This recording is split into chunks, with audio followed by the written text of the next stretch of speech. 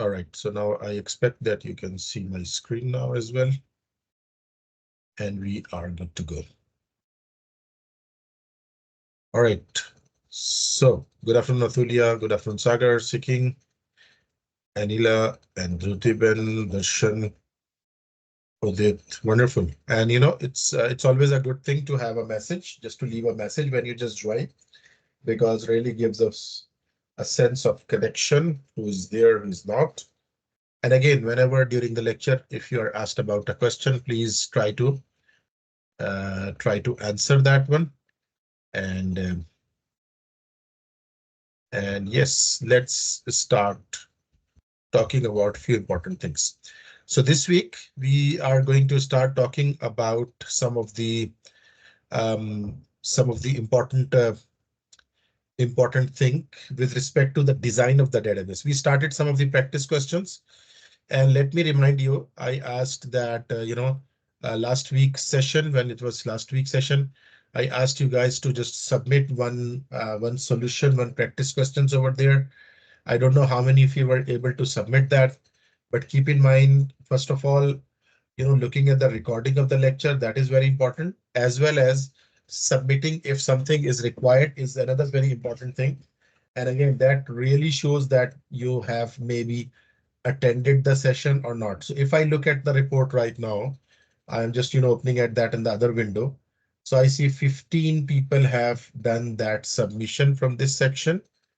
And yes, so that's wonderful. Those who have done that, like, these are the practice questions that I gave during the lecture. So number one, it's important with respect to maybe attendance purposes that you have submitted the required thing for that particular day. Secondly, it is also important that if you look at the lecture video, like, the lecture recording, if it is not a live session with you, that I will be asking most of the questions from what we are discussing during the class. I have talked about this a lot of time, and I cannot emphasize when more on that you have to keep an eye on those recordings. So again, this week we are going to have full session with you guys. And next week, again, it would be after now 2 weeks that you will be getting another live lecture. That might be our, midterm week.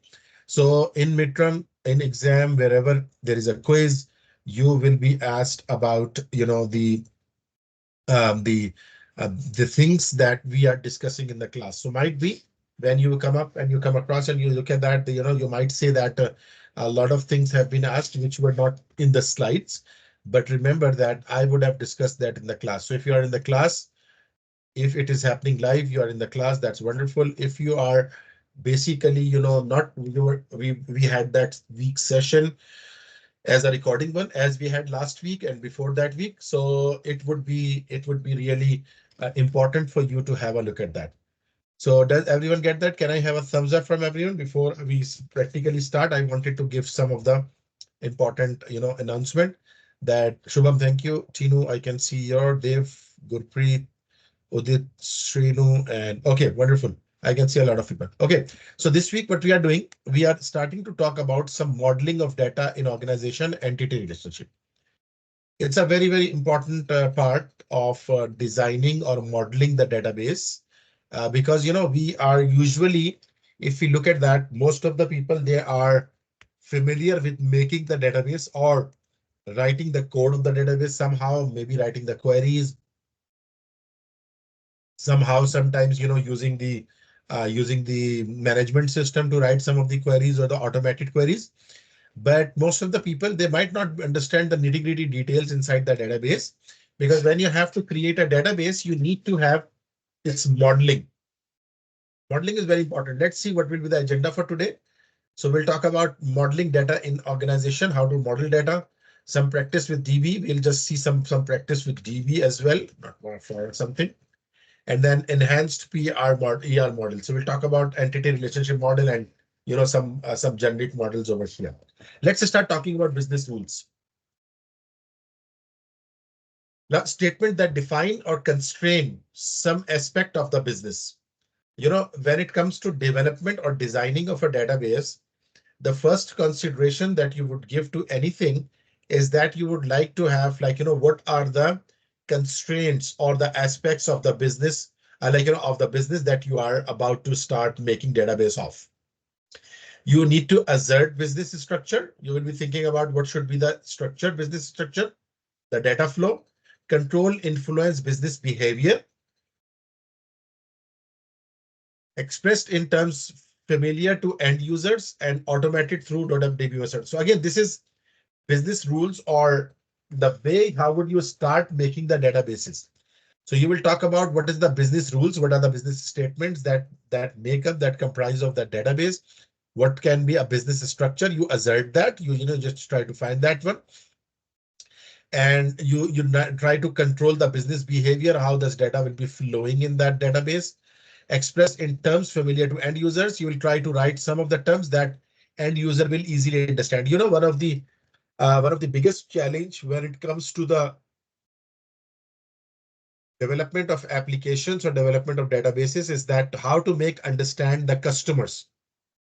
You know, I'll give you a little, again, little example. Sometimes if you are not using the right terms, if you are not using the right terms, sometimes some of the employees, they are reluctant to adopt that technology, be it database or be it the programming languages. So, you have to express the right terms.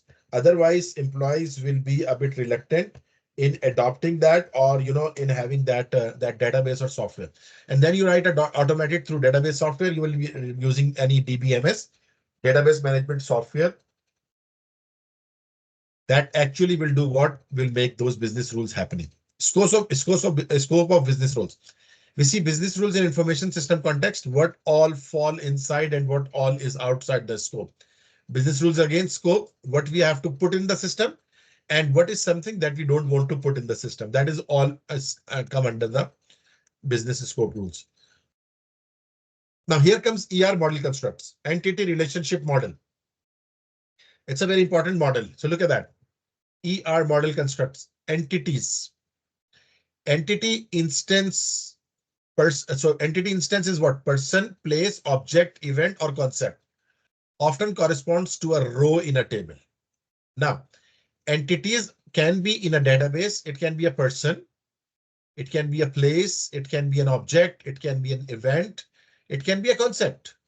And in general, they are giving a very general or vague example of that one, that entities might refer to the rows in a table. When you talk about a table, so maybe it's basically the rows in the table are basically entities. So now this is very interesting. It means that when we are designing the database, we'll take person as one entity. We'll take, if it is a place, we'll take one entity, and we'll see that how diagrammatically we represent them.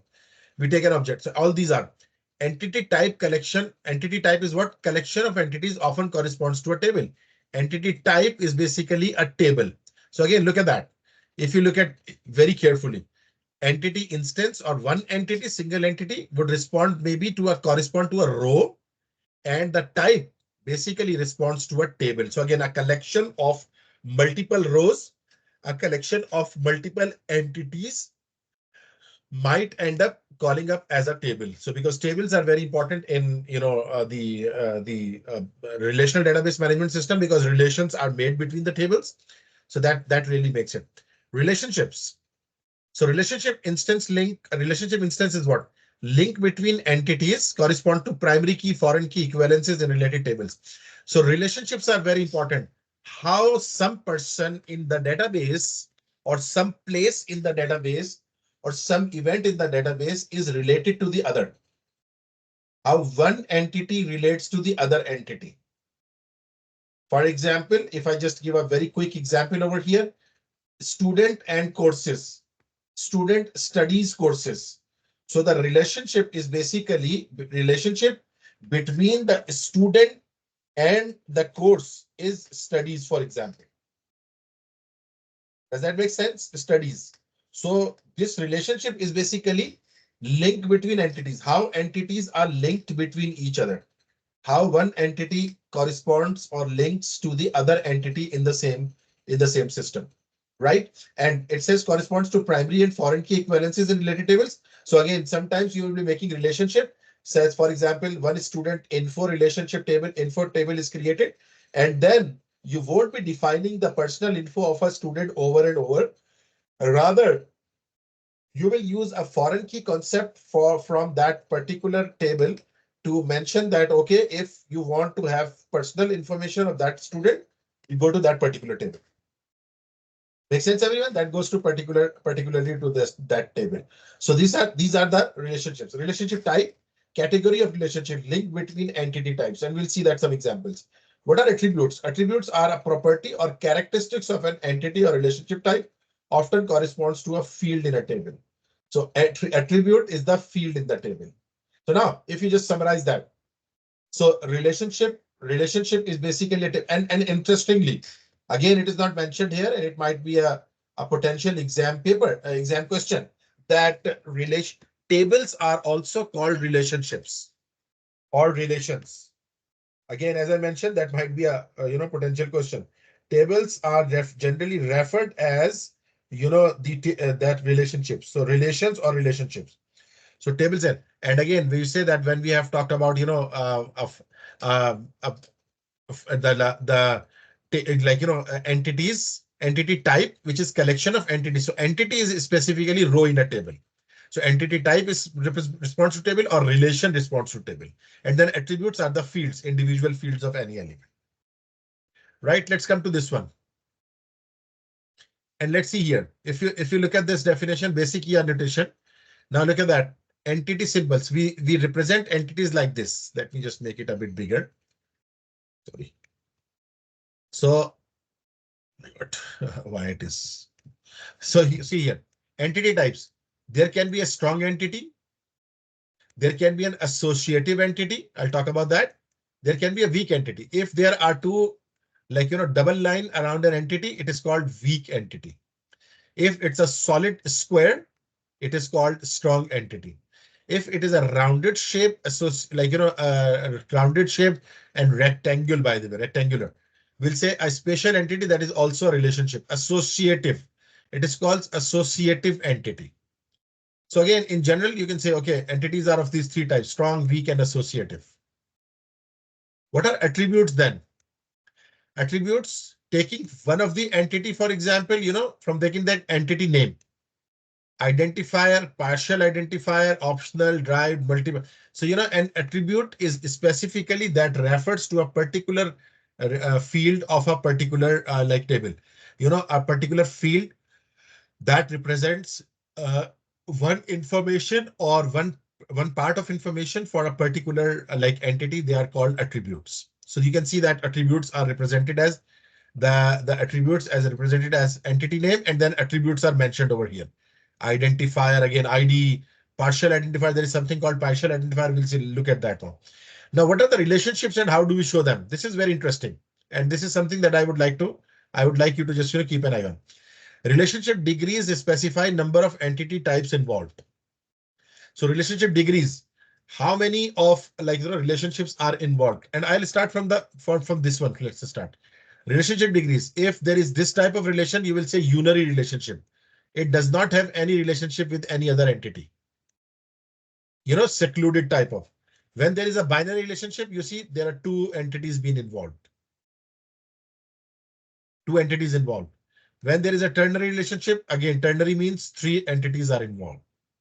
These are the basic one: unary, binary, ternary. Now, here comes this important, the cardinalities. What are cardinalities? Relationship cardinality, mandatory one. If there are two lines, it means that definitely there should be one entity on this site. Definitely mandatory one. Make sense? This is mandatory many. If there is a line and then there is multiple lines, you will say mandatory many. Like one entity will be connected with mandatory many entities. One entity has to have many relationships with others, right? Then optional one. Now the optional it starts with a O, for example. You can call it 1 and 0, for example. So 1 means solid, mandatory, and 0 means optional, or O means optional. So optional 1 and optional many. Again, this will make much more sense when we'll just start making some diagrams. Let's come back over here. What should an entity be? What should be an entity when we are designing the database, developing the database? An object that will have many instances in the database. An object that will be composed of multiple attributes. An object that we are trying to model. Are you guys getting that one? So for example, if you are creating an a database for an organization, for a university or a college or something, you would find out that what should be an entity. So student is something that will have many instances in the database. We are talking about a student management system, for example. Student will be composed of multiple attributes.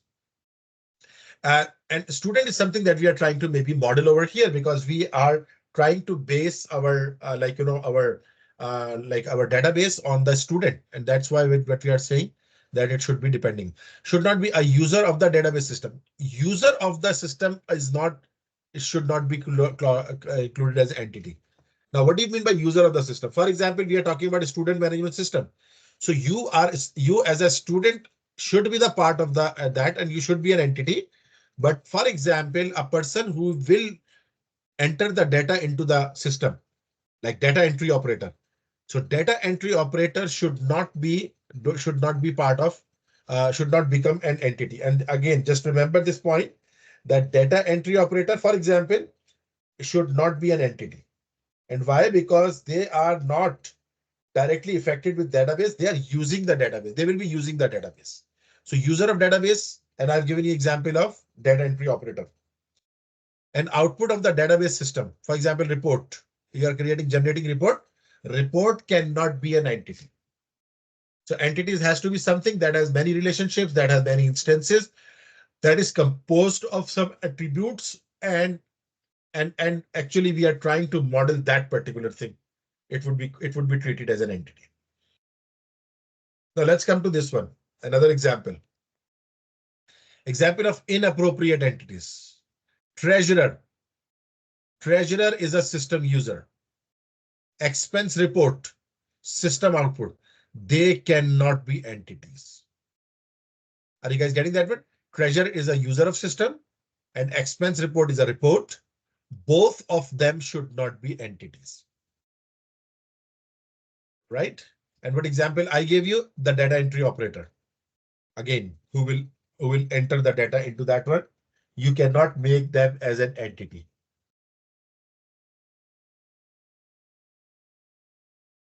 And then, so this is a wrong one, but anyhow, treasurer manages account. Even though treasurer manages account, but treasurer should not become the part of this one. Why? Because treasurer is the user. Expense report, there's expenses, is charged with, account is charged with expenses in inappropriate entities. If you look at that one, so account and is charged expense. So they are basically appropriate, but these are not appropriate entities. These two are appropriate. So treasurer will never become the part of that one, right? So here they have given an example of treasurer, and I have given you an example of data entry operator. So again, just keep in mind, and maybe in exam from these slides, I would be asking these type of questions. Anyhow, attributes, attribute property. Attribute is what? Property or characteristics of an entity or a relationship type. And that's quite an interesting one. Attributes are just like, you remember in web development, you have discussed attributes of tags. What were attributes of tags? Anyone in the element, Shubham, if you guys remember, because we discussed that. What are attributes of tags in HTML?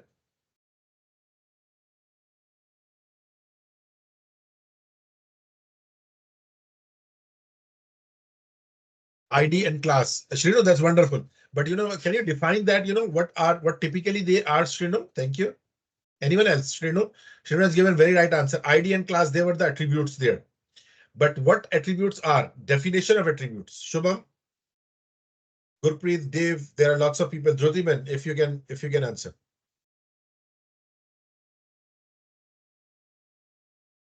We have Cheryl, we have Udit, lots of people here.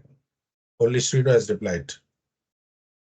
And I always tell you that if, for example, I'm calling your name and you don't know the answer, you can write an IDK, I don't know. So that's a valid. That provide additional. Exactly, Gurpreet, that's wonderful. Anyone else? Gurpreet has given the definition. Provide additional information about the tags. Oh, that's wonderful. That's wonderful.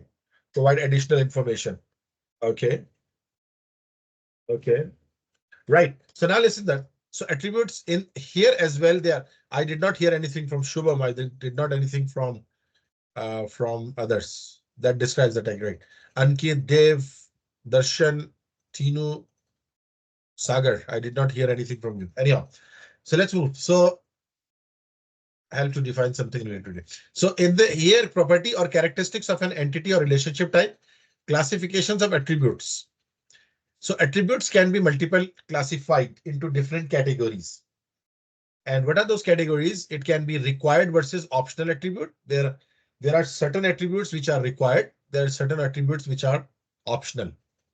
Simple versus composite attribute. Like, there are certain attributes which are simple and there are certain attributes which are required, for example. So simple versus composite. So single value or a multiple value will be there. Single valued versus multi-valued there. Again, simple versus composite, single valued versus multi-valued, stored versus derived, and identifier attributes. We'll see some of the examples of attributes in coming. Identifiers, one of the very, very important part of any. Identifier or key, an attribute or combination of attributes that uniquely identifies individual instance of an entity type. So what is an identifier? Identifier is a key. What's a key? It's an attribute or combination of attributes that uniquely identifies individual instances of an entity type. So again, if you remember primary key, primary key is basically, or any type of key, when we talk about a key, it's actually, we say that something that can identify some record uniquely. Uniquely identifying a particular record is basically an identifier or the key type of something. Make sense? So that is basically what it's actually something that will make or that will recognize you. For example, you know that in Conestoga College, maybe there are lots of people, there are lots of maybe people with the same name, but again, you when you just look at their like ID would make them different. So ID is basically that identifier that really differentiate you as a student from the others. So we have simple versus composite identifiers. Like, sometimes, a identifier might be a simple value, or sometimes we combine two values to make one identifier. For example, in some tables you see that, for example, there is a chance that two values will be mixing together. So you will always write a composite attribute over there. So composite identifier is basically, when you combine two fields and make one key. Make sense, everyone? For example, you say the last name plus age will make a composite key. So last name or age is one example that I am giving over here, right? So last name plus age, you might want to make a composite entity. So that is basically a composite identifier. Why? Because you find that there is no worthy value that could be given as an identifier. So we will just do that. Then candidate identifier attribute that could be a key, satisfy the requirements for being an identifier. So if it is a key and it can be used as an identifier, we call them as an identifier keywords. Candidate identifier. Characteristic identifiers. What are the characters? Will not change in value. They will never change in value. Number one, they will not be null. No intelligent identifiers. For example, containing locations or people that might change. So anything that can change cannot become identifier. And that's a really very important point, because you don't want to have some identifier which gets changed with over the period of time, because identifier is something through which you will be recognizing them. Identifier is something through which you will be accessing those values. So you will never want to change those values. So substitute new simple keys for long composite keys, and we can, at times when we look at that, maybe the composite key is going crazy large. So what we'll do is that we'll just try to make that smaller as possible, so that we can just use that one. So yes, let's come back over here. A composite attribute, an attribute broken into component parts. Employee. So employee and employee address. So if there is an employee address, what I can say employee address can be divided into street address, city, state, postal code. Make sense, everyone? So employee address can be divided into multiple, multiple types of multiple subtypes. So an attribute broken into component parts. Employee address itself is a component. It's a component, like it's an attribute. But employee attribute is also further subdivided into some others, some other parts, and those parts are street, address, city, and postal code, and all those kind of things. Right now, figure 3.8. Entity with multi-valued attributes, skill and derived attributes, years employed. So now look at that. So some of them might be multi-valued. So look at that. Skills can have multiple values. Skills can have multiple values. Hobbies can have multiple values. Maybe hobbies, if you are making a database and you are using hobbies as one of the entity, so hobbies can have multiple values. So hobbies can be multi-valued. So as we have skill, so skill is multi-valued.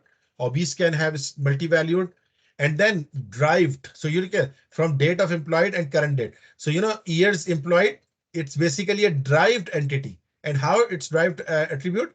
Because years employed will come from date of hiring to the current date. So those type of attributes that are derived or that have been taken from the other attributes, they've been stretched from the other attributes, they will be called as derived attributes. So those attributes which are dependent on other attributes, attributes that are dependent on other attributes, they are called derived attributes. They are called derived attributes. Make sense, everyone? So remember that one. This is very important. So derived attributes are that will be we will be using for our attributes. So this is something over here. Now the next one, simple and composite identifier. The identifier is bold-faced and underlined. So identifier, student ID is simple, and flight ID. Now see here, flight ID is an identifier that has to have a composite values. Remember I told you that composite values can come in that situation where that a single flight ID. So flight ID, when we say, sometimes, for example, you say that there is a flight called, let's talk about, it's for Air Canada flight, and you say that this is AC 056. So 056 will remain the same, but to strongly identify this AC 056, we need to combine the date with it, and we need to combine the number, for example, or the values with it, which will typically give that typical flight. Otherwise flight ID, just the flight number will not be suffix, something. So for example, AC 056, as I get, for example, this is Emirates flight and this is EK606, whatever. So you will say that that is typically EK606 by itself will not represent the date. But if I combine it with May 31 or May 23, for example, it would make it a unique number. So remember these flight names that I'm just taking, right? So flight name. So this is called simple identifier. Student ID, just a single ID, but flight ID is not a simple thing. Okay, number 14. Look at that simple example of time stamping. So the attribute that is both multi-valued and composite. Wonderful. It is multi-valued and composite. So product ID, so price history, effective date, and price. So now this attribute is a both multi-valued and composite. Can you name any other attribute that can be multi-valued as well as that can be multi-valued and as well as composite as well? Do you have anything in mind, anyone? Any other attribute or any other attribute that can be composite as well as multi-valued at the same time? We have looked at different attributes over here. We have looked at flight IDs there. We have looked at, for example, employee IDs there. We have looked at derived one, the years employed. We have looked at the simplified. So, that is basically here the price ID, product ID is basically have been mentioned as both multi-valued because, there can be multiple products of that one. They are multi-valued and as well as they are composite. So you can just come up with an example. More on relationships. This is quite interesting. Relationship types versus relationship instances. The relationship type is modeled as lines between entity types, and the instance is between specific entity instances. Relationships can have attributes.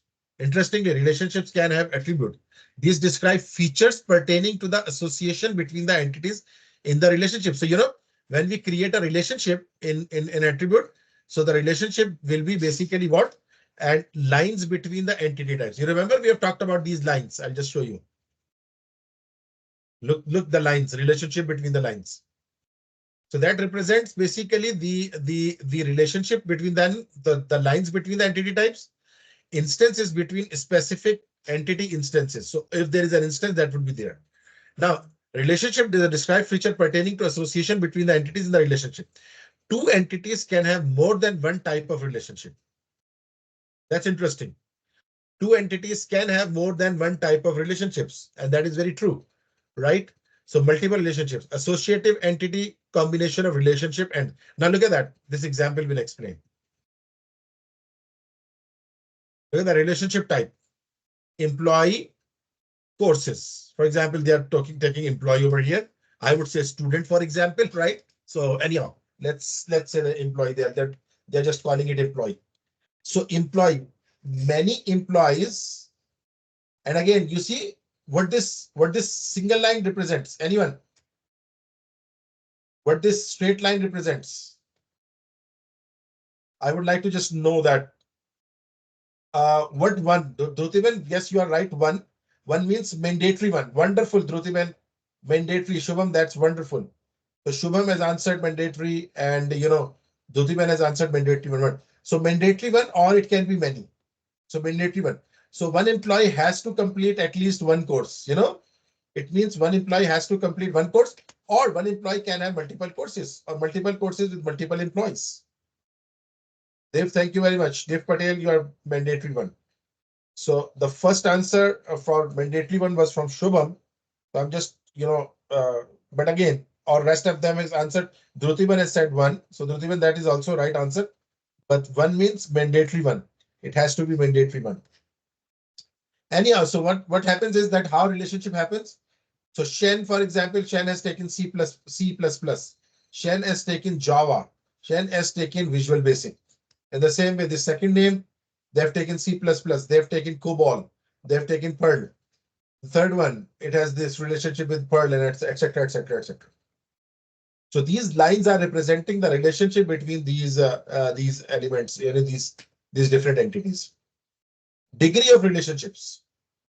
So degree, this is important. Degree of relationship is the number of entity types that participate in it. Unary, binary, ternary. Remember unary, binary, ternary? I just show you again. Unary, binary, ternary. If there are two relationships, like two involved, you will say only one, you will say unary. If there are two involved, you will say binary. If there are three involved, you will say ternary. Ternary is the three involved, right? So these are the relationships: unary relationship, binary, and ternary relationship. Now let's come here. Degree of relationships from figure this just taken. Again, this is unary, one entity related to another of the same entity type. Binary, entities of two different types related to each other. Two different types, and they are related to each other. Entities of three different types related to each other.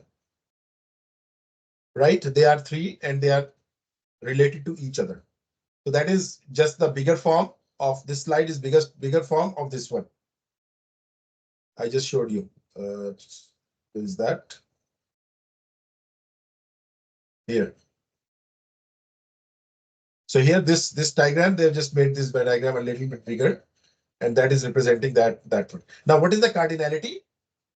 Cardinality is one to one, one to many, many to many.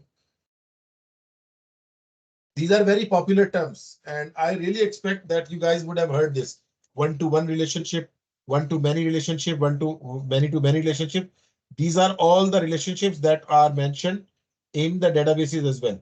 And these databases, they will just represent that how some some entities are related to the others. That is basically here. So one to one, each entity in the relationship will exactly one related entity. One to many. An entity on one side of the relationship can have many related entities, but an entity on the other side will have a maximum of one related entities.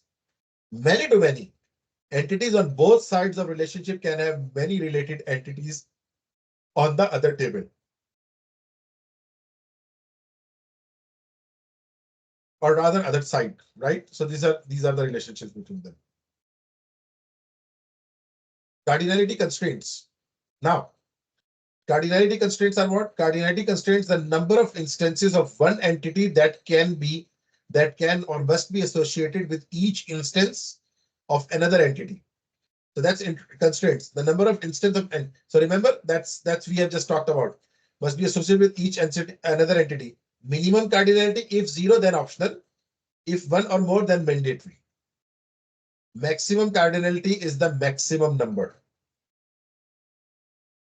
Sometimes you will represent that how many maximum relationships can happen that particular entity.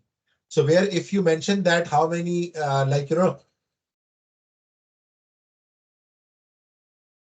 how many relationships might happen on the one side or the other side is called maximum cardinality. And again, the example will show you clearly.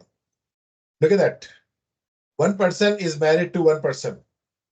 One to one. Right? So one to one is again one person married to one person.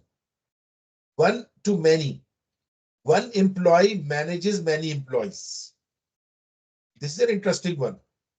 One employee can manage multiple employees. Why? Because one is the manager. So manager actually does what? Manages multiple employees over here. Right? And one to one, another one to one team stands after. So again, team stands after that one. This is one for one of the category. Now look at the second one. Employees assigned parking space. One to one. Product line is contains product. So there can be multiple products over there. And a product line, one product line can contain multiple products. Student registers for course. Again, there comes the student example that I was talking about. Because courses are much more they look much more practical with the students rather than the employees.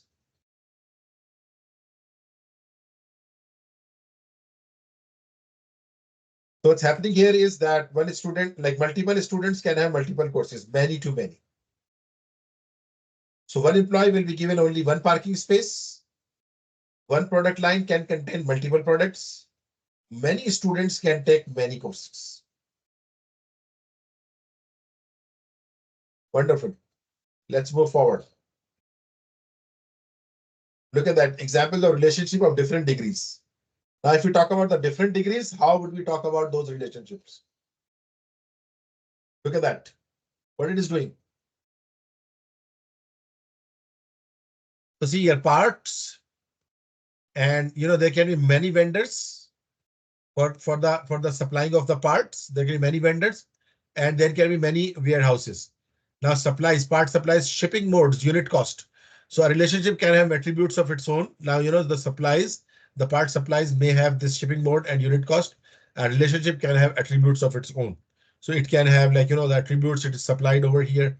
A vendor will supply that. A warehouse will be just keeping those records over here.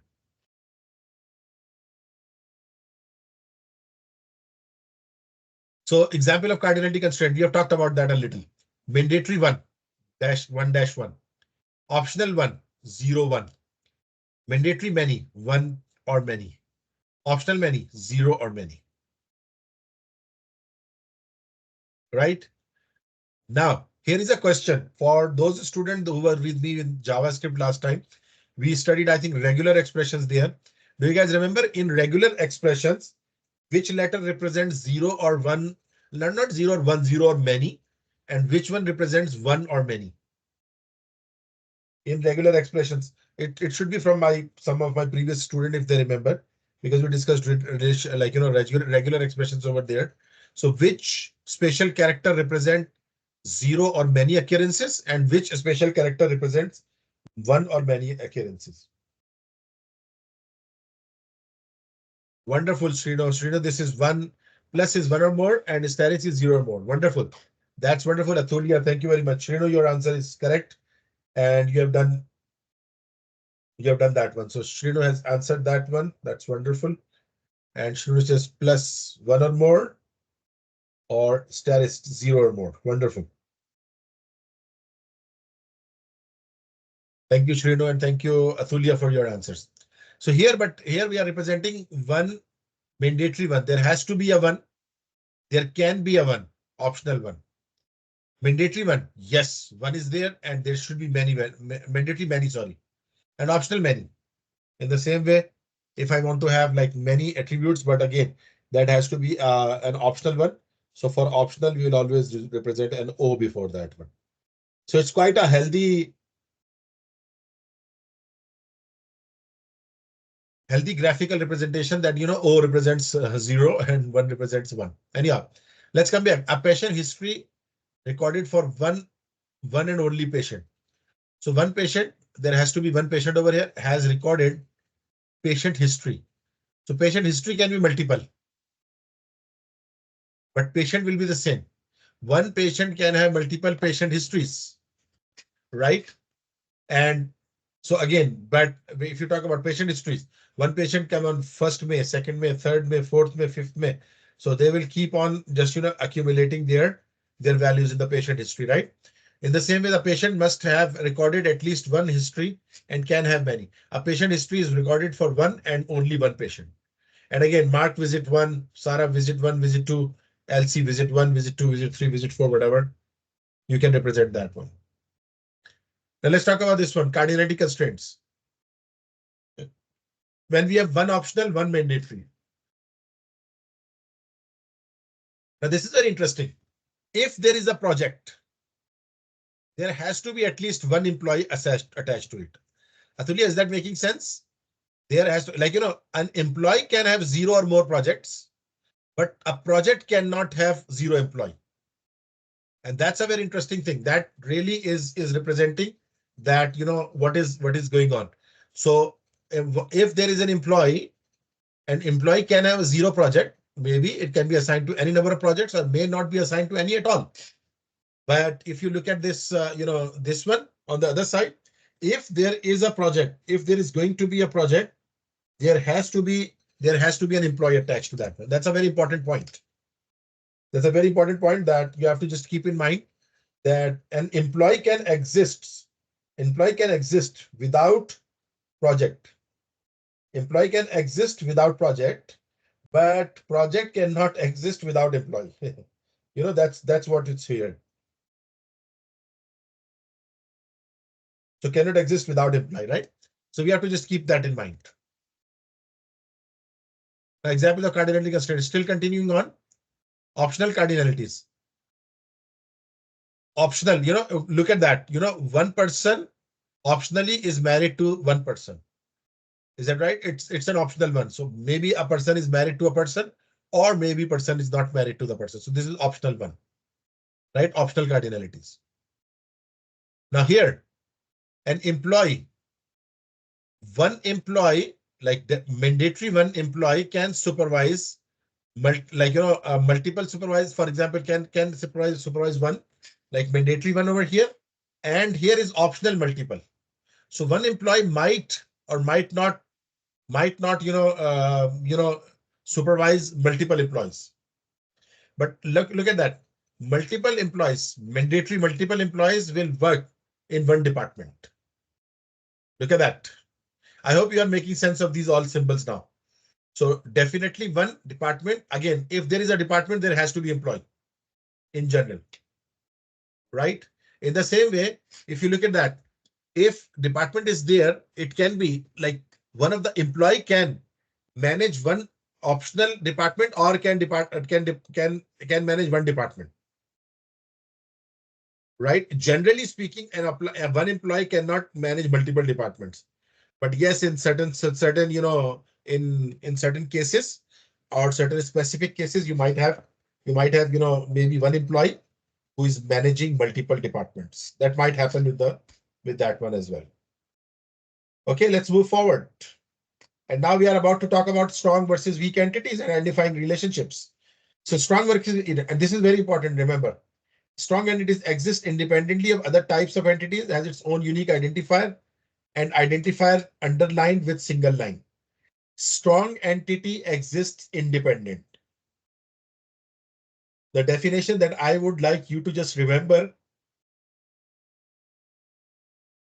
strong entity is independent of any other types of entities, right? Strong entities is independent of any other type of entities, number one. Number two, work entity, weak identifier underlined with a unique line, single line. You remember we have done that one in the strong entities. I'll show you. Look at that. This is also a strong entity, but where it was mentioned as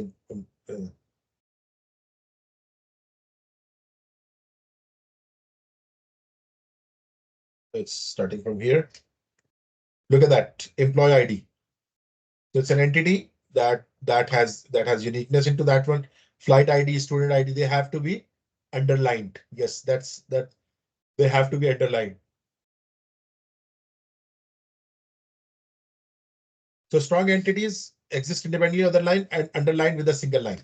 Weak entity depends on a strong entity, identifying owner, cannot exist on its own, does not have a unique identifier, only a partial identifier.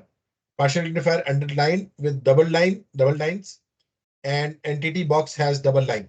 So remember, entity box also has double line, and the identifier is basically partial identifier. If there is an identifier that is representing this weak entity, that also will be of double underline. And that's the nomenclature over here. Yeah, like, the nomenclature that it used, the naming that it used, it's basically doing that one. So weak entity does not have unique identifier, only a partial identifier. Partial identifiers underlined with double line. Entity box has double line. The entity box is represented with a double line. And then identifying relationship links strong entities to weak entities. So strong entities are linked to the weak entities by using that particular by the particular line. Let's see that. Summary of ER diagram notation for ER scheme. So look at that. This is entity type. This is weak entity. This is relationship, and attributes. Attributes are represented by this oval, cross oval shape or something like that. And the composite attribute and derived attributes are like that. It's basically there's some being made, but not very pleasant in size. Identifying relationships. So you see that employee, strong entity, dependent, like again, if you're applying for an insurance. So employee is a strong entity, while as a family member who has been dependent, they are called weak entities because they do not have their own existence. If I leave my job, my dependents will have no existence in the company. Does that make sense, Div? That if I lose my job in a company, then that company has basically, like my dependent, for example, someone was insured, my wife or my kids, they were like insured with that one. As I leave the company, everything just goes down.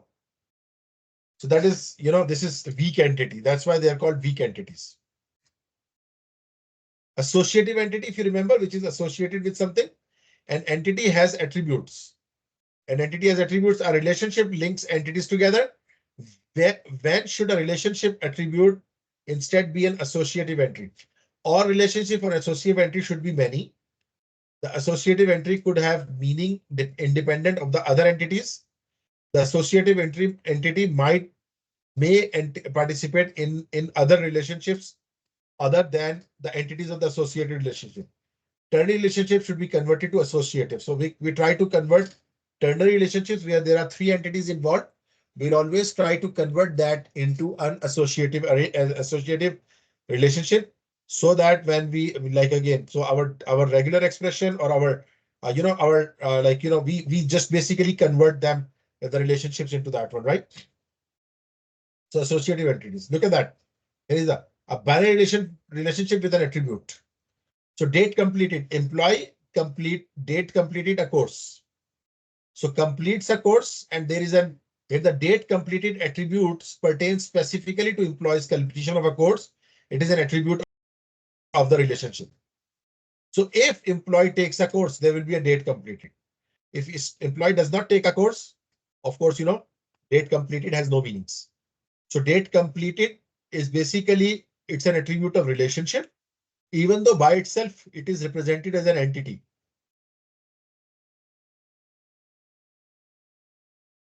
But actually what is happening is that it's basically a separate entity, which is dependent on on an employee taking the course. If an employee is not taking the course, this employee has no meanings.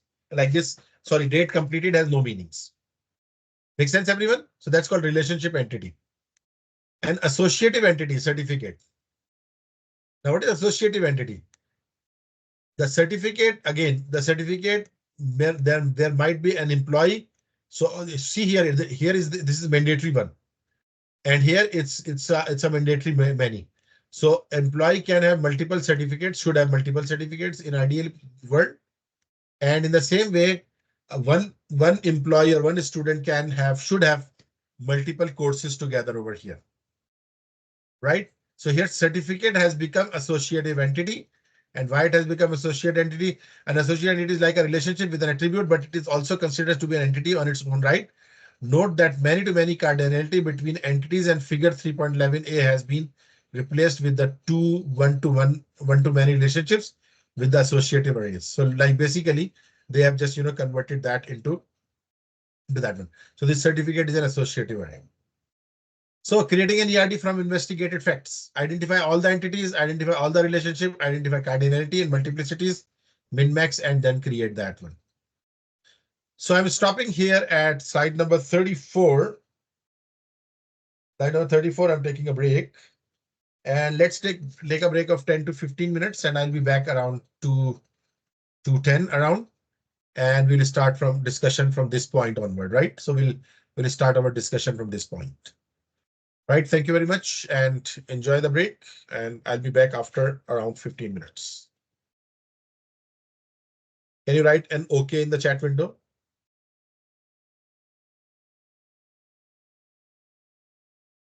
Okay, Atulya, thank you.